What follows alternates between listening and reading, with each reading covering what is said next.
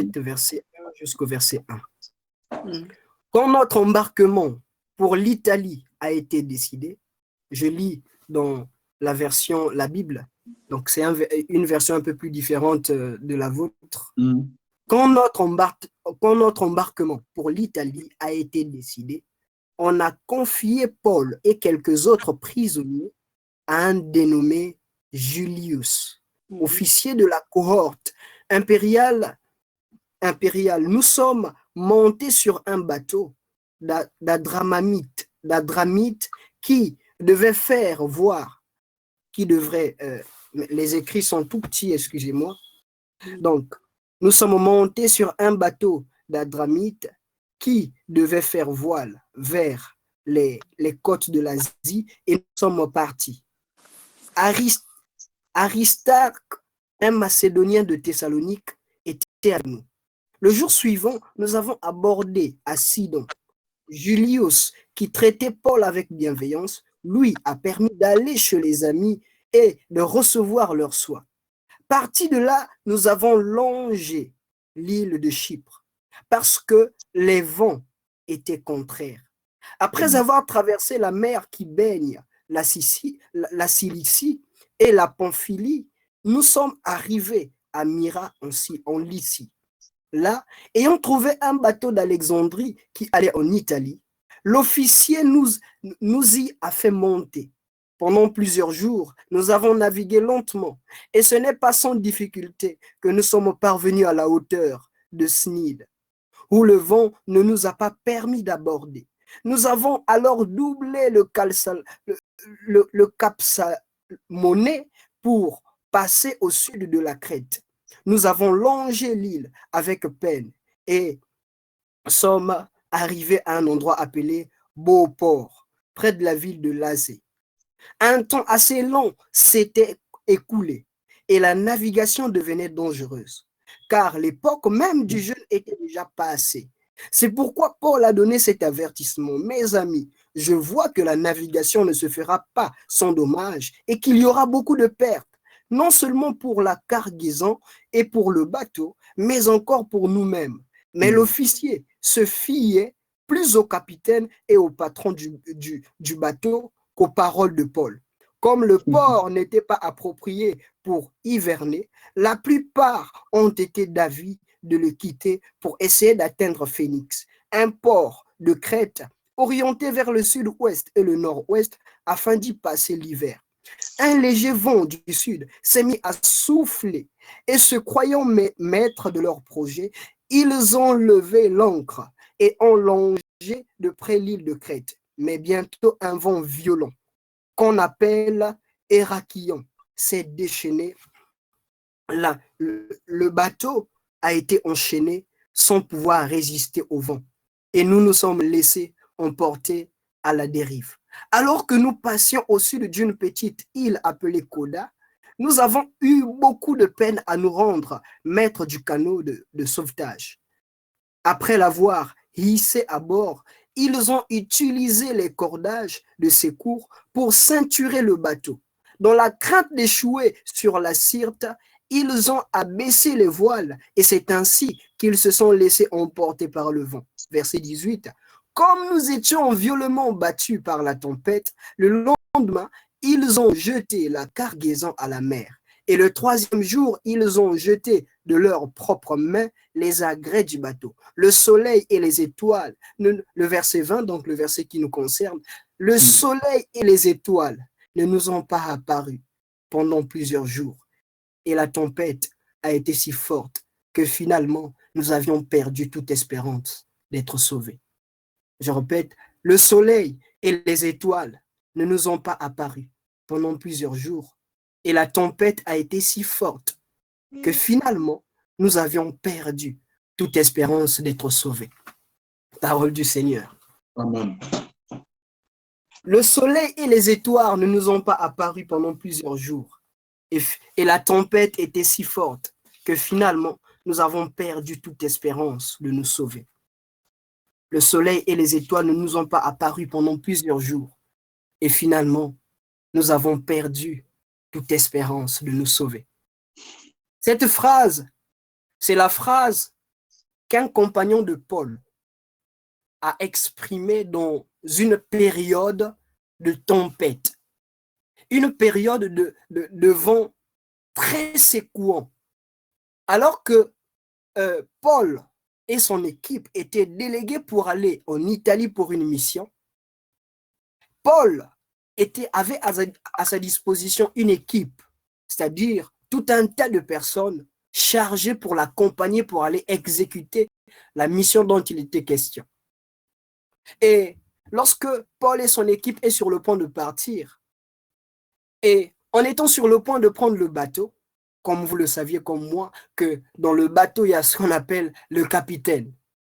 Donc celui qui dirige, celui qui conduit. En d'autres termes, que c'est lui qui connaît le chemin qui mène à destination. Personne ne maîtrise les voies navigables plus que lui, parce qu'il a étudié cela et il sait comment ça fonctionne. Il a la maîtrise de la voie navigable plus que toute autre personne. Et on ne donne pas la responsabilité à un capitaine par hasard. On sait que c'est quelqu'un qui est très compétent dans son domaine parce que la vie de plusieurs personnes dépend de sa conduite. Lorsque quelqu'un ne sait pas comment conduire un bateau, il est très difficile que l'on puisse lui donner cette tâche parce que tous ceux qui seront dans le bateau risquent d'être en danger et en insécurité si celui qui est en train de conduire ne sait pas comment manipuler le bateau. Alors, frères et sœurs, Paul et son équipe, l'apôtre Paul et son équipe, sur le point de prendre en train de prendre le bateau, et l'apôtre Paul étant un homme prophétique, étant un homme révélé par Dieu, étant un homme poussé par l'esprit, va dire à ses compagnons que je ne crois pas que ce serait nécessaire de prendre la voie que nous sommes en train de prendre. C'est une voie navigale, oui, mais je ne crois pas.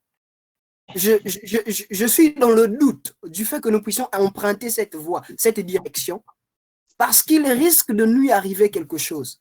Déjà, la période, la saison dans laquelle il se trouvait était une saison non pas comparable à d'autres. Ils étaient en hiver. Et alors, ses amis qui faisaient confiance au capitaine du bateau suivaient les instructions du capitaine au lieu de suivre Paul qui parlait. Et qu'est-ce qui va se passer, frères et sœurs? Ils ont commencé le voyage en arrivant un peu plus devant. La Bible déclare qu'un vent terrible, une tempête terrible les frappa.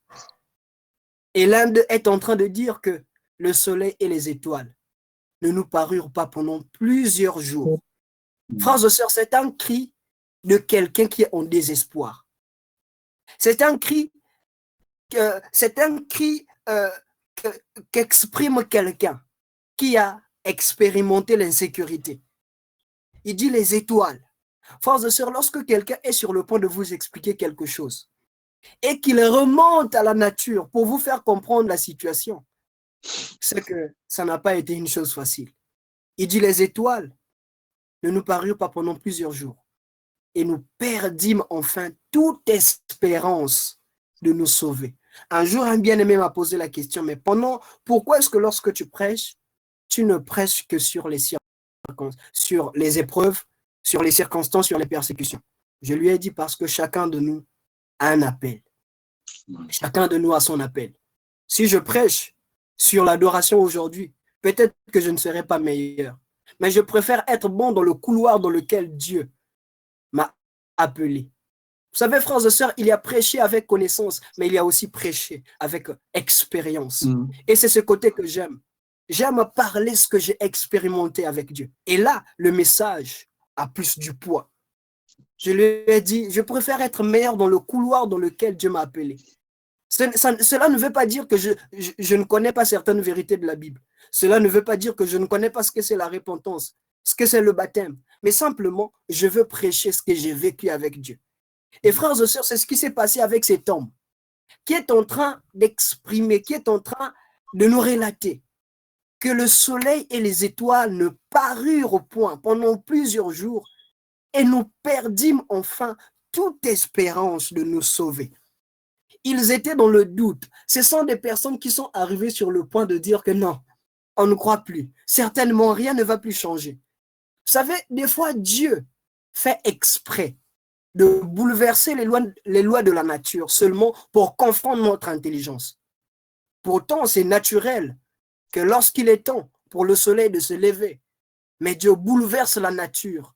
Il bouleverse les temps pour frapper notre étonnement, notre compréhension. Et la place du prophétique dans les moments d'épreuve. Nous allons définir ces deux termes, le prophétique et les épreuves. Commençons par les épreuves. Une épreuve est un test. Une épreuve, comme sur un banc d'essai, une épreuve est un test, un examen auquel Dieu nous soumet pour jauger notre niveau d'obéissance, pour jauger notre capacité à nous soumettre à lui. Une épreuve est une circonstance bonne ou mauvaise. Une épreuve est une circonstance favorable, tout comme défavorable, auquel Dieu nous soumet pour jauger le niveau de notre obéissance envers lui, ou encore pour nous conduire sur le bon chemin, ou encore pour nous donner un témoignage, pour nous donner une expérience particulière sur sa personne. Le prophétique, c'est tout court. Il a plusieurs définitions, mais j'aime les résumer en deux mots. Le prophétique, c'est la capacité, c'est le discernement du futur. Le prophétique, c'est le discernement du futur. Le futur ne concerne pas seulement ce qui va se passer dans 10 ans, dans 5 ans, dans 30 ans, dans un siècle après, mais le futur concerne aussi ce qui va se passer dans la minute suivante. Amen. Lorsque vous avez autour de vous quelqu'un poussé par l'esprit qui vous dit « mais je crois que nous sommes à 12h30, mais lorsqu'on atteindra 13h pile, il y a un événement qui va se passer au carrefour. » Croyez-le. Parce que Dieu, l'une des caractéristiques principales qui permettait aux hommes qui ont vécu sous la loi de distinguer un vrai prophète, c'était par sa capacité de dire les choses qui devraient se passer, qui devraient s'accomplir dans les temps à venir. Et c'était même ça, prédire, dire avant, prédire, dévancer le temps. On parle de la prédilection. Prédire, dire avant, aller au-delà du temps et se placer au futur. Vivre au présent la réalité que Dieu nous a fait montrer pour le futur. Le discernement du futur, la capacité de discerner le futur. Et le discernement, c'est tout simplement la capacité, c'est tout simplement la capacité de percevoir les choses spirituelles au travers des réalités physiques. La capacité de percevoir les choses spirituelles en examinant les choses physiques. On examine une vérité physique et à la finalité, on sort une vérité spirituelle. Ainsi, la Bible dira, la nature ne vous enseigne-t-elle. Lorsque nous observons bien la nature, lorsque nous observons bien le monde qui nous entoure, nous trouvons là des choses spirituelles, des vérités spirituelles, conformément à ce qui a été écrit dans la parole de Dieu. La capacité de percevoir, en parlant de percevoir, percer pour voir. On parle de vision. Joël dit, dans les derniers jours, je répandrai de mon esprit sur toute chair. Les vieillards auront des songes, les jeunes gens auront des visions. Dans une vision, Dieu frappe notre entendement spirituel. Il frappe nos yeux spirituels. Il ouvre, il éclaire nos yeux spirituels et il nous donne la capacité de percer pour voir ce qu'il nous a montré. C'est-à-dire d'aller au-delà de la réalité, traverser la réalité humaine et voir réellement ce que Dieu nous a montré. Et le prophétique, c'est simplement la capacité de prendre cette réalité qu'on a vue dans le spirituel et le ramener au présent. Un homme spirituel, c'est un homme qui est capable de vivre aujourd'hui ce que Dieu lui a promis dans 10 ans, dans 30 ans, dans 20 ans. Je me rappelle un jour, alors que j'étais en train de traverser une période difficile, le berger Jos le sait, et j'étais sur le point de faire mes préparatifs pour voyager en France. Et j'arrive, je n'avais pas le dossier qu'il fallait. Mon dossier était incomplet. Frères et sœurs, un jour, je n'oublie jamais ce jour. Il s'est passé il y a 3 mois de cela. C'était à 11 heures. Je me suis réveillé, je me suis dit que je vais faire la lessive avec mes vêtements entre mes mains. Et le Saint-Esprit m'a dit, mais tu sais que Dieu veut que ton cœur puisse s'exprimer devant lui. J'ai commencé à louer dans la cour de notre parcelle. Ceux qui ont vécu en Afrique savent ce qu'on appelle la cour de la parcelle. Ce n'est pas comme en Europe, là où il y a les apparts, etc. Et allez, sur la cour de notre parcelle, j'ai commencé à louer Dieu. Louer. J'ai commencé à prier, chanter Dieu. Et frères et sœurs, vous savez ce qui s'est passé? J'ai passé 2 heures du temps en train de louer Dieu, avec les larmes sur les yeux et mes habits, mes vêtements entre mes mains. Et je me pose la question, comment se fait-il que je passe 2 heures du temps alors que j'avais un rendez-vous? Le Saint-Esprit m'a dit, Dieu avait besoin que tu loues. Amen. Et lorsque je louais, je proclamais, je déclarais les paroles. Et le berger Jos le sait comment s'est fait mon exil, mon voyage pour la France avec un dossier incomplet. C'était un miracle. Amen. Et c'est ça le prophétique. La capacité de vivre présentement ce que Dieu nous a montré pour le futur. La capacité de discerner le futur. Aller voir, entrer dans la vision que Dieu nous a donnée, entrer dans le songe que Dieu nous a donné, le ramener, percer l'entendement humain, aller au-delà de la réalité humaine et vivre cette vérité spirituelle aujourd'hui. La place du prophétique dans les moments d'épreuve. Quel est le rôle que joue le prophétique dans nos moments d'épreuve, dans nos moments de tempête, dans les moments difficiles? Quel est le rôle que joue le prophétique? Dans la Bible, on parle beaucoup plus des prophètes dans l'Ancien Testament que dans le Nouveau, alors que les vrais prophètes sont dans le Nouveau que dans l'Ancien. Parce que les prophètes du Nouveau Testament sont ceux dont Dieu a répandu, sont sur ceux dont Dieu a répandu son esprit. Les prophètes de la loi de l'Ancien Testament, être prophète dans l'Ancien Testament était un acte, quelle est la phrase que je peux utiliser? C'était une sélection qui se faisait par Dieu. Dieu sélectionnait quelqu'un qui marchait sous ses commandements et répandait sur lui son esprit. Et deux fois, Dieu le faisait par sa souveraineté. Selon son bon plaisir, il sélectionne un homme. Il dit, bon, désormais, tu vas marcher avec moi. Mais ceux qui vivent sous la loi, ceux qui vivent dans la saison de la grâce, ceux qui vivent dans la saison où le Saint-Esprit a été répandu sur toute chair, ont la capacité de voir les événements, ce que Dieu a préparé pour le lendemain. Et quel est le rôle? Les prophétiques dans les moments difficiles. L'apôtre Paul est l'un des grands prophètes de l'Ancien Testament. Un homme poussé par l'Esprit. Quelqu'un qui ne pouvait rien faire sans le Saint-Esprit, sans l'ordre du Saint-Esprit. Et ils sont exposés à cette situation. Vous savez, frères et sœurs, qu'est-ce qui est arrivé? Le diable a commencé à divertir son équipe. Le diable a commencé à divertir ceux qui sont autour de lui. Lorsque le diable sait qu'au milieu de vous, il y a quelqu'un qui est révélé par Dieu, révélé par le Saint-Esprit, il ne le touche pas. Il divertit ceux qui sont à côté. Parce qu'il le sait. Celui qui est révélé va passer un message. Et ce message va tomber sur les oreilles de ceux qui sont tout autour de lui. Le diable fonctionne dans la diversion, dans le divertissement. Mais Dieu fonctionne dans la révélation. Yes. Le diable fonctionne dans la distraction. Dieu fonctionne dans la révélation. Lorsque vous travaillez avec des gens et que vous constatez à un moment le divertissement, la distraction a commencé à prendre place, c'est qu'il y a un message que Dieu veut libérer. Le diable divertit, il pervertit ceux qui sont tout autour de lui pour que le message révélé par Dieu soit bloqué, pour que le message révélé par Dieu ne trouve pas sa manifestation, son accomplissement. Lorsque Dieu veut conduire un peuple, lorsque Dieu veut orienter un peuple, lorsque Dieu veut directionner, donner des directives à un peuple, lorsque Dieu veut montrer un nouveau chemin à un peuple, lorsque Dieu veut répandre une nouvelle saison, lorsque Dieu veut ouvrir une nouvelle porte dans la vie d'un peuple ou d'un individu, il commence par divertir son environnement. Divertir.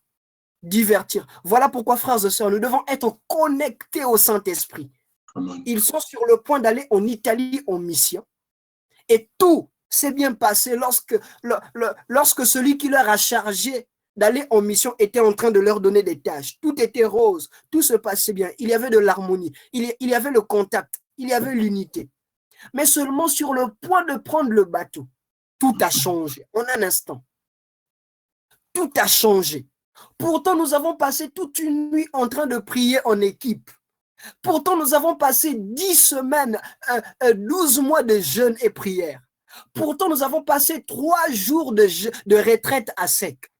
Mais seulement, le jour où Dieu commence à faire quelque chose, le diable profite de s'aimer un vent de perversion, un vent de divertissement. Frères et sœurs, je crois que c'est l'une de mes phrases, l'une de mes paroles préférées. Lorsque le diable sait là où Dieu veut vous emmener, il vous montre les raccourcis. Et les raccourcis du diable peuvent nous emmener partout, sauf là où Dieu nous attend. Les propositions du diable peuvent nous ramener partout, sauf là où Dieu est. Ça ne sert à rien d'aller là où Dieu n'est pas. Prêcher là où Dieu n'est pas égal à ne pas prêcher. Amen. Chanter là où Dieu n'est pas égal à dépenser beaucoup d'énergie pour ne rien vivre à la fin. Alléluia. Parler là où Dieu n'a pas dit de parler égal à dépenser beaucoup d'énergie, à gaspiller ses poumons sans qu'il y ait rien à la fin. Faire quelque chose que Dieu n'a pas dit égal à perdre beaucoup de temps, perdre assez de temps pour regretter à la fin. Les raccourcis du diable nous emmèneront partout, sauf là où Dieu nous attend. Sauf là où Dieu nous attend, frères et sœurs. Le diable a sémé un vent de divertissement. Le diable a sémé un vent un vent de distraction. Et puisque ces hommes savent que le capitaine a la maîtrise de la conduite du bateau, ils ont nié Paul, celui qui était avec eux dès le début. Ils lui ont détourné le dos. Ils ont choisi une autre voie, un autre chemin. Frères et sœurs, s'il y a quelque chose que nous ne devons pas oser faire dans la vie, c'est exactement ça. Ne pas tourner le dos à ceux qui étaient avec nous dès le début. Ne pas abandonner ceux qui étaient avec nous dès le début.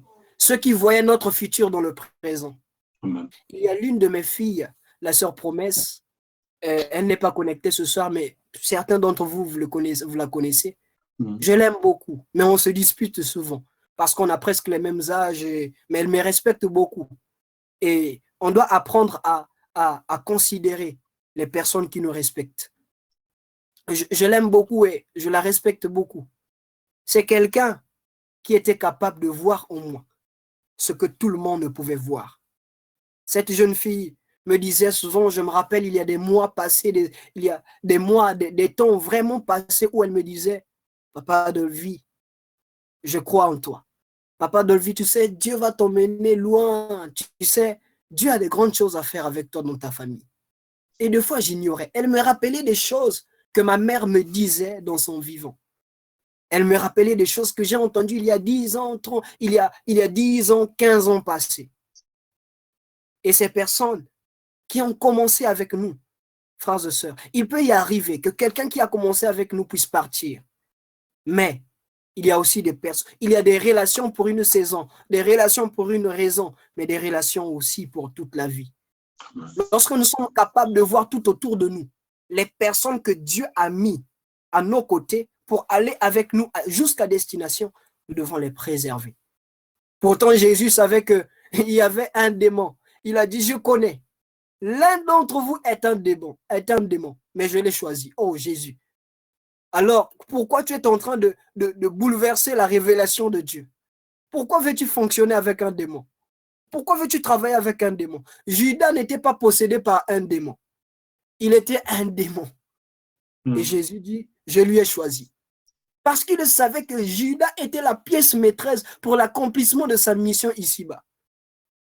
Voilà pourquoi lorsque les temps sont arrivés, il a dit à Judas, lorsque Judas Iscariote était sur le point d'aller l'exposer auprès des Romains, il a dit à Judas, ce que tu veux faire, fais ça bien. Ils étaient à table et il s'est approché de Judas et lui a chuchoté dans l'oreille. Personne n'avait entendu cela, seul Jésus et Judas. Et Jésus lui dit, ce que tu veux faire, fais cela bien. Parce que Jésus savait que l'accomplissement de ma mission ici-bas dépend de la façon dont tu vas me trahir. Si tu me trahis mal, je ne serai pas bien crucifié. Trahis-moi, va me trahir et on va me clouer à la croix pour que les générations futures puissent recevoir la vie éternelle. Pour que ceux qui vont naître de la croix, voilà pourquoi, frères et sœurs, nous sommes nés de la croix. Nous sommes nés du sacrifice de Jésus-Christ. Nous sommes nés du sang que Christ a coulé à la croix. Seulement parce qu'il a su détecter en quelqu'un un démon, un trahisseur, un faux collaborateur. Il a dit, oh, ce faux collaborateur, c'est avec lui que je dois aller parce qu'il va m'exposer. Et là, je vais mourir à la croix. Et le 3e jour, je serai ressuscité. Ces personnes qui marchaient avec l'apôtre Paul lui ont détourné le dos. On dit non, c'est mieux de suivre le capitaine. Frères et sœurs, vous pouvez avoir toutes les compétences requises dans un domaine. Vous pouvez avoir le profil qu'il faut dans une entreprise. Mais la sélection dépend de Dieu. Alléluia. Vous pouvez avoir toutes les qualités, toutes les capacités. Mais les buts de Dieu ne dépendent pas de ceux qui remplissent les critères. D'ailleurs, même lorsqu'il a voulu sauver l'humanité, il a envoyé son Fils pour sauver ceux qui ne répondaient pas les critères. Voilà pourquoi la grâce, c'est le seul critère requis pour sélectionner ceux qui ne sont pas aptes à remplir les critères. Alléluia. La grâce, c'est la condition requise pour sélectionner ceux qui ne sont pas aptes à remplir les conditions. Lorsque vous n'êtes pas apte à remplir les conditions, lorsque vous n'avez pas le profil qu'il faut, c'est vous la personne qu'il faut. C'est vous qui devez bénéficier la faveur de Dieu. C'est vous. C'est vous qui devez bénéficier la grâce de Dieu. Yes. Vous pouvez avoir toutes les compétences, vous pouvez avoir tous les diplômes, mais lorsque Dieu veut accomplir ses buts, lorsque Dieu veut accomplir sa mission, lorsqu'il va accomplir ses objectifs, la Bible déclare qu'il prend les choses les plus nobles pour les faire les plus grandes choses, pour confondre l'intelligence des hommes. Et ces hommes ont abandonné l'apôtre Paul parce que le capitaine était celui qui avait les derniers mots. Frères et sœurs, c'est Dieu qui a le dernier mot. Yes. Ce n'est pas le chef de la famille, c'est Dieu qui a le dernier mot. Ce n'est pas le chef d'entreprise, c'est Dieu qui a le dernier mot. Il est possible que cette entreprise puisse rouler dans la perte simplement parce que l'expert comptable a donné une idée qui ne convenait pas avec la situation. Il est possible. Il est possible, frères et sœurs, que cette entreprise puisse aboutir à des mauvais résultats simplement parce que la personne chargée à recruter les nouveaux arrivants a mal fait le choix. Ce n'est pas parce qu'on est diplômé en GRH qu'on sait comment sélectionner les nouveaux arrivants. C'est Dieu qui a la capacité de détecter de détecter dans chacun de nous ceux qui sont aptes à remplir la mission, ceux qui sont aptes à remplir sa tâche. Même dans nos familles, dans nos enfants, frères et sœurs, il y a de ceux dont on ne doit pas mépriser. J'aime un homme de Dieu qui a dit que ce sont ceux dont on méprise qui créent des surprises. That's true. Amen. Frères et sœurs, cet enfant qui est idiot à l'école, c'est lui de fois que Dieu va sélectionner pour apporter le bonheur dans la famille. Cet enfant qui a les mauvais résultats au début dans son parcours primaire, c'est de fois lui qui fera la fierté de la nation. Amen. Ayez la capacité de voir au-delà du présent. Non, mon enfant a des mauvais résultats aujourd'hui. Je sais que ça va aller. Je sais qu'il est intelligent. Je sais qu'il aura des bons résultats demain. Yes. Et ces personnes ont tourné le dos à l'apôtre Paul. Et j'aime ce qui vient à la suite, frères et sœurs. Lorsqu'ils sont partis, la Bible déclare qu'il y a un vent impétueux. Lorsque vous détournez, lorsque vous vous détournez de celui qui a révélation, lorsque vous vous détournez, lorsque vous vous détachez de celui qui a la révélation de Dieu, pour vous attacher à celui qui a l'intelligence humaine, qui a les capacités humaines, vous roulez dans la chute, vous roulez dans la perte, vous tombez dans la fossée. Et lorsqu'ils se sont avancés au cours de leur voyage, la Bible déclare qu'un vent impétueux leur frappa. Et l'un d'eux dit, enfin, le soleil et les étoiles ne parirent point. C'est l'expression d'un cœur désespéré. Ah, Seigneur, c'est passé 1 jour, 2 jours, le soleil n'apparaît pas. Les étoiles n'apparaissent pas. Parce que c'est au travers du soleil qu'on sait comment s'orienter. Plus qu'il y a des ténèbres, plus le capitaine ne peut pas mieux orienter son bateau. Les jours passaient, le soleil et les étoiles n'apparaissaient pas. Et cet homme dit, enfin, c'est-à-dire il est à bout de ses efforts, il est à la finalité. Il ne savait plus quelle stratégie employer, quelle stratégie adopter. Qu'est-ce que nous pouvons faire en ce moment? Il dit, enfin, nous perdîmes toute espérance de nous sauver.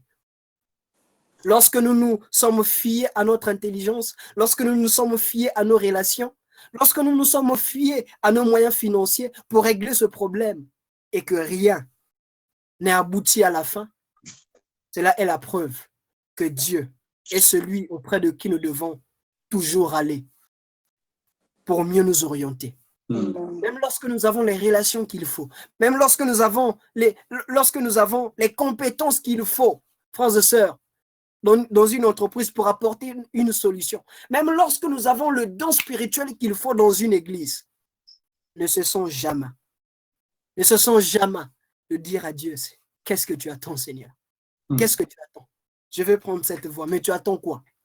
Je me rappelle, pour moi c'est un témoignage, lorsque je faisais mes préparatifs du voyage, je ne cesserai de le dire, d'ailleurs j'avais promis à Dieu que ce témoignage, je le dirai partout où j'irai. Partout où tu m'emmèneras, je donnerai ce témoignage. Je donnerai ce témoignage. Et je me rappelle, lorsque j'étais dans mes préparatifs de mon voyage pour la France, j'étais en train de dire à Dieu, Seigneur, vous savez, c'est difficile de dire à Dieu que ta volonté soit faite. D'ailleurs, pour dire à Dieu que ta volonté soit faite, il faut connaître quelle est sa volonté. Celui qui dit à Dieu que ta volonté soit faite, c'est celui à qui Dieu a révélé sa volonté. Yes. Et deux fois nous disons, Seigneur, que ta volonté soit faite, mais on ne sait pas quelle est la volonté de Dieu. Amen. Mais si la volonté de Dieu, c'est de tuer ton enfant. Et alors, Jésus, il a dit que ta volonté soit faite parce qu'il savait que la volonté de Dieu était qu'il meure à la croix. Voilà pourquoi la Bible, pour affirmer sa tristesse, dit que sa sueur se transforma en grumeaux de sang. C'est-à-dire, lorsqu'il était en train de prier, de dire à Dieu que ta volonté soit faite, il savait qu'est-ce que Dieu attendait. Et j'étais en train de dire, en préparant mon dossier pour venir en France, j'étais en train de dire à Dieu, Seigneur, si ce n'est pas pour moi que tu vas donner ce voyage, si ce n'est pas à cause de moi que tu vas me donner le visa, fais-le pour les personnes qui se sont sacrifiées dès le début. Ne le fais pas pour moi. S'il est question que je ne parte pas, tant mieux, fais-le. S'il est question que je ne voyage pas, fais-le. D'ailleurs, mon dossier est incomplet. Mais Seigneur, fais-le au moins pour ceux qui se sont sacrifiés avec moi dès le début. Fais-le au moins pour ceux qui ont, pour les personnes auprès de qui tu as révélé que je devrais réussir dans ce projet. Fais-le, Seigneur, pour ceux qui se sont sacrifiés, ceux qui ont dépensé, ceux qui ont perdu leur temps en train de prier et ne savaient pas ce qui allait arriver par la suite. Si ce n'est pas pour moi, tant mieux. Fais-le pour eux au moins, pour qu'ils puissent voir l'exaucement à leur prière, pour qu'ils puissent te glorifier. Amen. Dieu était en train de me dire, il y a un Dieu qui complète les dossiers incomplets. Yes. Amen. Frères et sœurs, tu es sur le point de déposer ton CV, de déposer un dossier dans une entreprise, dans la fonction publique, et tu te dis que je n'ai pas le profil qu'il faut, je n'ai pas d'expérience, j'ai fait quel stage, j'ai travaillé où, on m'exige 10 ans d'expérience, qu'est-ce que j'ai fait? Je te dis, il y a un Dieu qui complète les dossiers incomplets. Je ne te plains pas pour ça, parce que je sais. Il est possible d'avoir une expérience de 10 ans et de ne pas être sélectionné. Moi, je vais te distinguer. Il a dit dans sa parole, il y aura une différence entre ceux qui le servent et ceux qui ne le servent pas. Yes. Frères et sœurs, lorsque vous êtes à la quête de la bénédiction de Dieu, lorsque vous êtes en attente de la bénédiction de Dieu, ne vous arrêtez pas, continuez à le servir. C'est là que la bénédiction descend. Il dit, il y aura une différence entre ceux qui me servent. Le fait que tu me serves, je vais te valider devant les gens. Tu me sers en privé, tu me sers dans ton secret, tu me sers dans ta chambre, tu me sers dans ton cœur, mais je vais te valider en public. Je vais te valider devant les gens. Tout le monde doit savoir que toi, tu es mon serviteur. Toi, tu es ma servante. On l'a critiqué, on l'a calomnié, on a dit non, il n'est pas la personne qu'il le faut, mais Dieu va le distinguer. Je prie au nom de Jésus que cela arrive dans votre vie, que tous ceux qui sont dans ce processus puissent vivre cela au nom de Jésus de Nazareth. Alléluia. Nous perdons enfin toute espérance de nous sauver. C'est le cri. Il n'y a rien, frères et sœurs, de plus douloureux. Il n'y a rien de plus étonnant, frères et sœurs, de savoir qu'on a devant nous une situation costaud, très costaud, et qu'on n'a pas de moyens. Frères et sœurs, Dieu n'est pas l'un des moyens. Dieu n'est pas l'un des chemins par lesquels vous devez passer. Il est le chemin. Il est le moyen principal. Il est la stratégie principale à adopter pour passer, pour aller, pour vivre l'accomplissement. Dieu n'est pas l'une des stratégies, il n'est pas l'une des options. Il est l'option qu'il faut adopter. C'est lui qui détient toutes choses. Nous perdîmes enfin toute espérance de nous sauver. Nous perdîmes enfin toute espérance de nous sauver. Les jours sont passés, comme l'apôtre Roland Dallot a tendance à le dire. Tu t'es réveillé le matin, cette situation auquel tu es en train de prier depuis des jours, depuis des années. Les jours ne font que passer. Les jours sont devenus des semaines. Les semaines sont devenues des mois. Et les mois sont devenus des années. Et rien ne change. Il n'y a pas de changement. Mais quel est notre sort? C'est quoi l'issue des choses? J'aime le pasteur Atoms qui a tendance à dire, à tout moment que Dieu vous dit de faire quelque chose, il ne vous ordonne pas de le faire vous-même. Lorsque Dieu vous montre le chemin d'aller vers quelque part, il ne vous dit pas de marcher devant lui. Il vous dit, soumets-toi, soumets-toi. Il ne vous dit pas, ce n'est pas parce que je t'ai montré le chemin que tu dois marcher devant moi. Ce n'est pas toi qui connais le chemin. C'est moi qui connais la destination. Là où tu es en train de partir, j'étais déjà là-bas. Et je suis venu simplement pour t'informer que tu dois aller, tu dois avancer. Ne marche pas devant moi, connecte-toi. À chaque étape de ta marche, dis, Seigneur, c'est toi qui m'as montré ce chemin. C'est toi qui m'as montré ce projet dès le début. Maintenant que je suis devenu à ce niveau, qu'est-ce que je dois faire? Maintenant, je suis devenu à ce stade. Quelle est la stratégie que je dois employer? Avec qui je dois avancer? De quelle manière je dois me comporter? C'est comme ça que ça fonctionne avec Dieu. Et nous perdîmes enfin toute espérance de nous sauver. Il y a des épreuves, je le dis en passant. Je prépare, je l'écris. Le Seigneur m'a donné la conviction d'écrire un livre depuis 2016.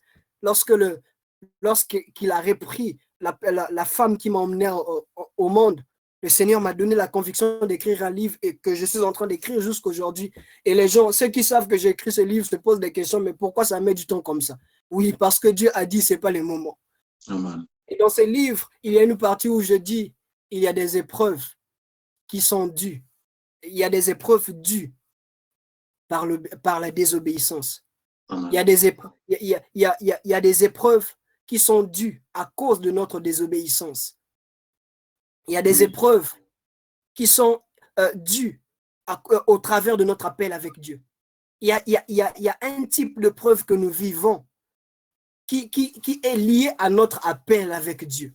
Mais il y a aussi, frères et sœurs, des épreuves dues à la désobéissance. Le fait que nous avons désobéi à Dieu, il nous expose à une épreuve pour jauger notre obéissance, pour tester notre niveau d'obéissance. Tel est le cas de Jonas. Dieu lui dit d'aller à Ninive, il décide d'aller à Tarsis et Dieu provoque un vent sur les eaux pour lui faire comprendre que c'est moi qui connais les choses. Et là, Jonas a pris l'obéissance à Dieu. Et ces personnes n'ont pas ne se sont pas soumis à la révélation, ils ont désobéi à la voix de Dieu. Ils ont adopté ce que le capitaine du bateau a dit. Et lorsqu'ils sont arrivés, Dieu leur a exposé à une tempête. Il dit, nous perdîmes enfin toute espérance de nous sauver. Mais écoutez, frères et sœurs, écoutez la bonne chose que l'apôtre Paul va dire à la fin. Berger Jos, s'il te plaît, est-ce que tu peux nous continuer la lecture? Mes écrits sont tellement courts à partir du verset 21 jusqu'au verset 25. Amen. Je lis au nom du Seigneur. Amen. Acte 27, 21 à 25. Mm.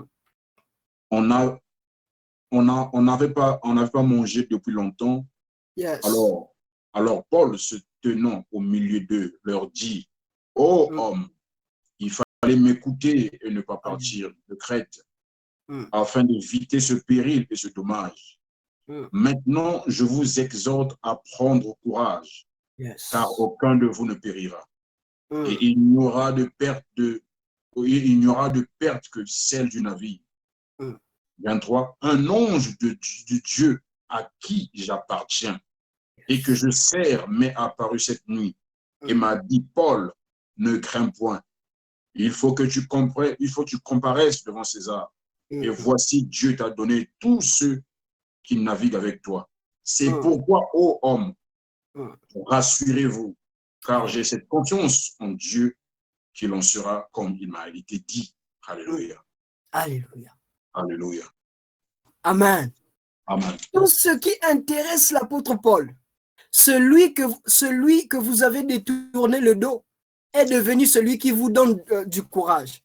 Il dit non, prenez courage, oh mon frère. Frères et sœurs, tout ce qui intéresse l'apôtre Paul, c'est ce que Dieu lui a dit au début. L'ange lui est apparu dès le début et lui a dit ce qui suit. Tu vas comparaître devant l'empereur. L'empereur se trouve en Italie, là où est-ce qu'ils sont en train de partir.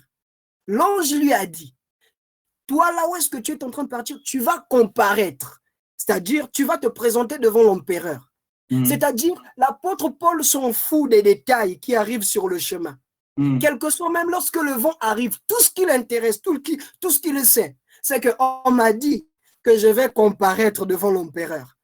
Ce qui reste dans son cœur, c'est ce que Dieu lui a révélé au début.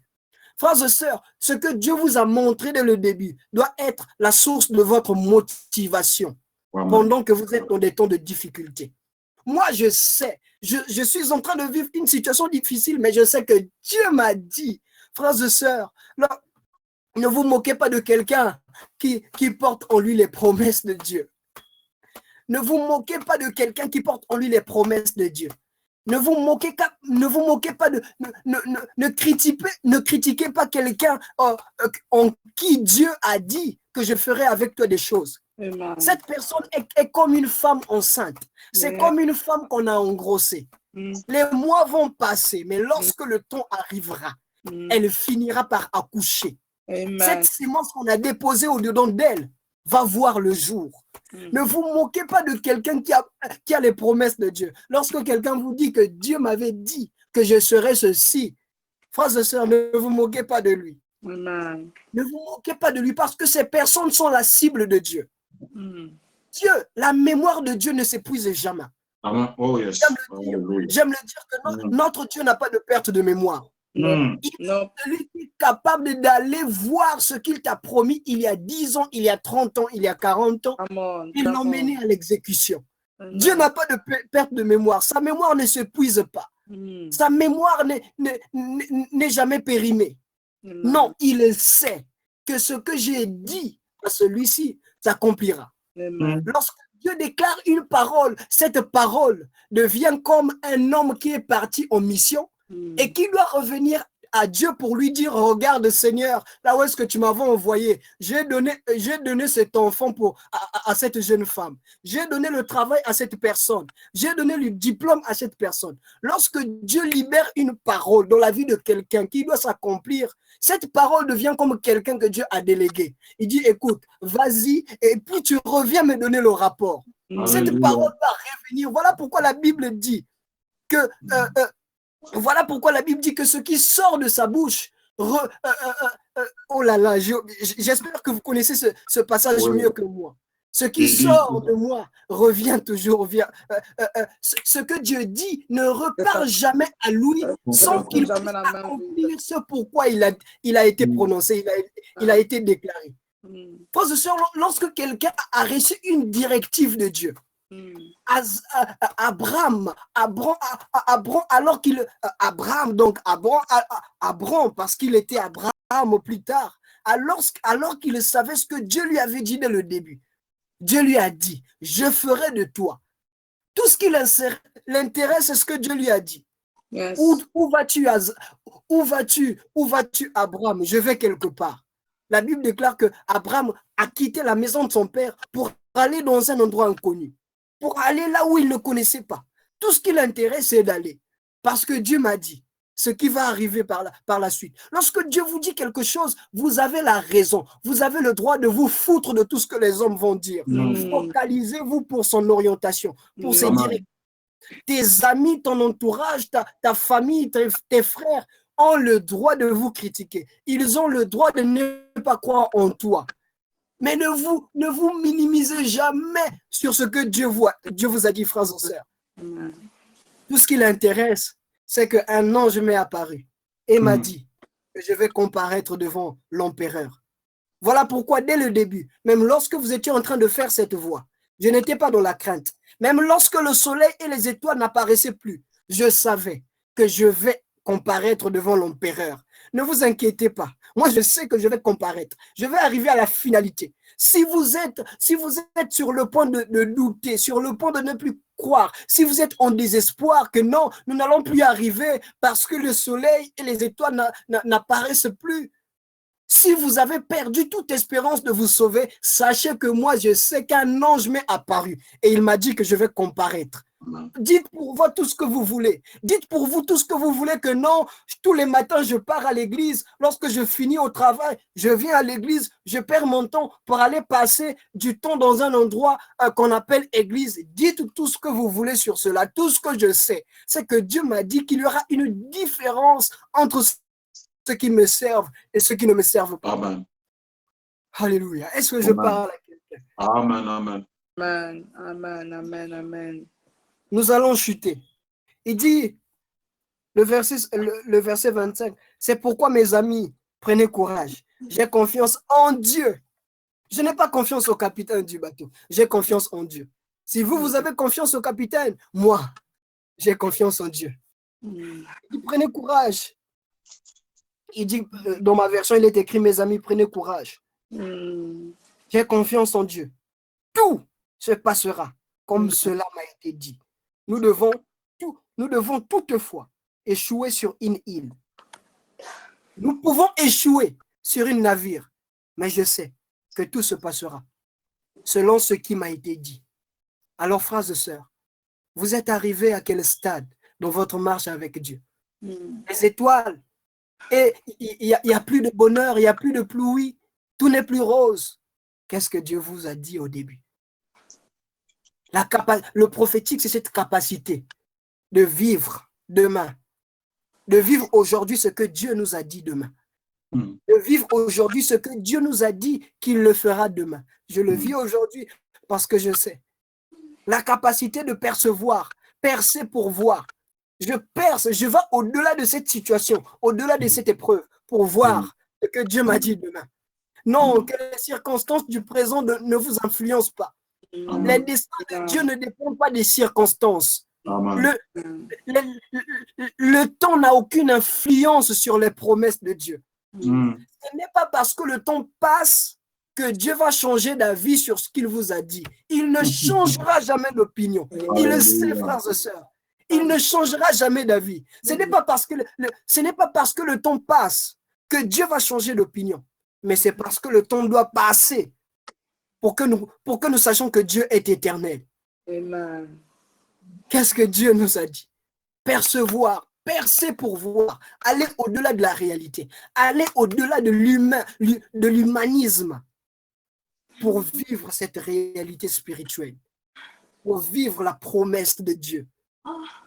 Père éternel, bénis ceux qui ont entendu ce message. Amen. Au nom de Jésus de Nazareth.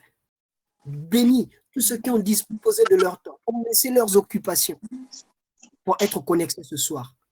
Alors que tous ensemble, nous avions la possibilité de nous connecter, certains n'étaient pas en ligne. Mais toi, tu as eu raison que ceux qui sont là puissent se connecter à ces moments. Amen. Ils attendent l'exaucement à une prière.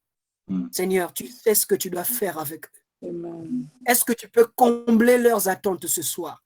Amen. Que ce soit sur l'aspect familial, sur l'aspect financière, sur l'aspect académique, Mm. sur l'aspect spirituel et sur l'aspect sanitaire. Amen. Est-ce que tu peux combler leurs attentes ce soir? Amen. Certains, je ne sais pas. Peut-être qu'ils ont adopté la mauvaise voie, mais s'il te plaît, Seigneur, révèle-toi dans leur vie.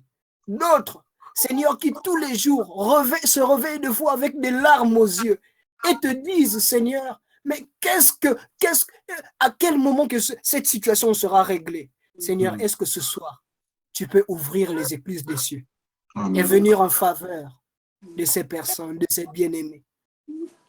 Seigneur, permets que ce message ait des témoignages les jours qui viendront. Amen. Au Amen. nom de Jésus de Nazareth, que quelqu'un revienne témoigner que j'ai vécu la main de Dieu. Amen. Au nom de Jésus de Nazareth, Amen. bénis cette plateforme et bénis, Seigneur, celui que tu as mis à la tête pour nous conduire. Au nom de Jésus. Amen. Que Dieu vous bénisse abondamment. Alléluia. Amen. Waouh. Amen. Merveilleux message en tout cas. Un message aussi simple, mais un message puissant.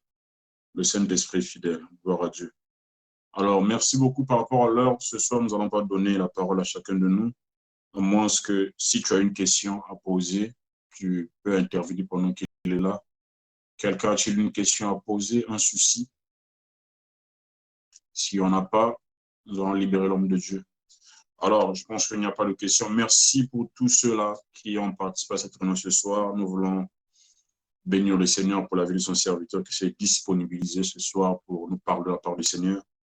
Le thème était vraiment profond. Il y a des lignes, en tout cas, beaucoup des paroles que j'ai écrites ici. Des paroles très puissantes, très merveilleuses. Je suis infiniment reconnaissant pour sa disponibilité.